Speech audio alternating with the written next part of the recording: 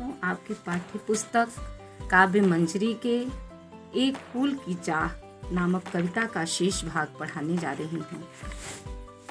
क्रमशः कंठ छिड़ हो आया, शिथिल हुए अवय सारे, बैठा था नौ नौ उपाय का, चिंता में मैं मन मारे, जान सका न प्रभात सजग से, हुई अलस कब दोपहरी, स्वर्ण घनों में कब रवि डूबा, कब लौटी संध्या गहरी, सभी ओर दिखलाई दे बस अंधकार की ही छाया, छोटी सी बच्ची को ग्रसने कितना बड़ा तिमिर आया, ऊपर विस्तृत महाकाश में जलते सी अंगारों से झुलसी सी जाती थी आंखें जगमग जगते तारों से।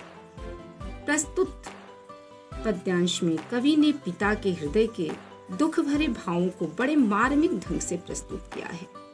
कंठ मीन्स होता है गला, क्षीण मीन्स कमजोर, अवय मीन्स अंग, शिथिल मीन्स कमजोर, नौ नौ मीन्स नए नए, चिंता मीन्स परेशानी, प्रभात सजग मीन्स हलचल से भरी सुबह, अलस दोपहरी आलस से भरी दोपहरी, स्वर्ण घनों सोने रूपी बादल, रवि मीन्स सूर्य, संध्या शाम, ग्रसने निगलने, तिमिर मीन्स अंधकार, विस्तृत मीन्स विशाल, महाकाश विशाल आकाश। अब व्याख्या समझिए।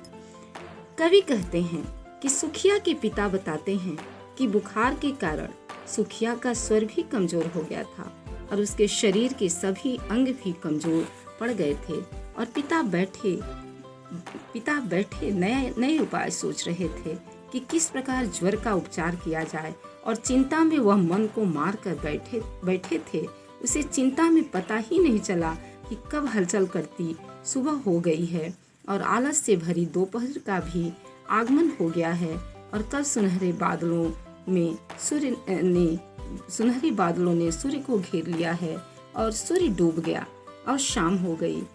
कहने का अभिप्राय है कि चिंता में कि बुखार का उपचार कैसे किया जाए, कैसे पूरा दिन बीत गया, उसे पता ही नहीं चला।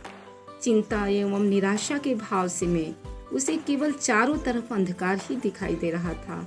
उसे ऐसा प्रतीत हो रहा था कि मानो जैसे छोटी सी बच्ची को ग्रसने के लिए अंधेरा आ गया हो। कहने का अभिप्राय है कि जिस प्रकार अंधेरा प्रकाश को ग्रसित कर लेता है, उसी प्रकार यह ज्वर रूपी अंधकार उसकी बेटी के जीवन को ग्रसित कर रहा था। ऐसी स्थिति में उसे प्रतीत हो रहा था कि मानो जैसे विशाल आकाश में टिमटिमाते तारे अग्नि के अंगारे हो, जिन्हें देखकर उसकी आंखें जल रही थी। कहने का अभिप्राय है कि उसे सारी प्रकृति भी निराशा में प्रतीत हो रही थी।